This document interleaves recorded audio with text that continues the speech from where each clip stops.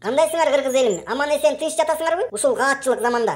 Деп оозду ачкыча ары жактан ак кар эритип, жерди жарып, көк чыгарып, топурак чыттанган жаз кирип келди. Айылда аята, жер айдап үйрөнсөбөт элем. Эми салеркенин баасын карачы. Көктө эмне кылам деп эрдин тиштеген дыйкан отурат дөңдүн ар жагында. Аятаңдын көрүү деп аны көрүп ат тизгинин артка тартсаң, бери жакта калаадагылар жүрөт. Тамак аштын баасын карачы. Тамак ашты айтасың. Дегеле баарынын баасын карачы. Асман чапчыды го деп давление боло берип, көздөрү кызарып, уйку качып, аягы келип, көк чайдан шорулдатып отурган кез. Мурун абетте жүрчү бир Файзанын мампарынан жеп, анын артынан бир эки самсысы менен бастырып келели таң көрө деп. 400-500 сомго курсакты кампайтып алып, тиш чукуп турчу элек ошо кафенин оозунда, ёмая. Азыр болсо курсак ачканда, тыйын үнөмдөйүн деп супер хашанды көздөй жөнөйсүң. Ал жака барсаң, бир жума мурун эле 55 сом турган хашаның азыр 60 деп турса, аны көргөн сен дагы бир жолу давлениең көтөрүлүп кетип, берчи мага срочно көк чай деп эле көк чай издеп жөнөйсүң. Туятта.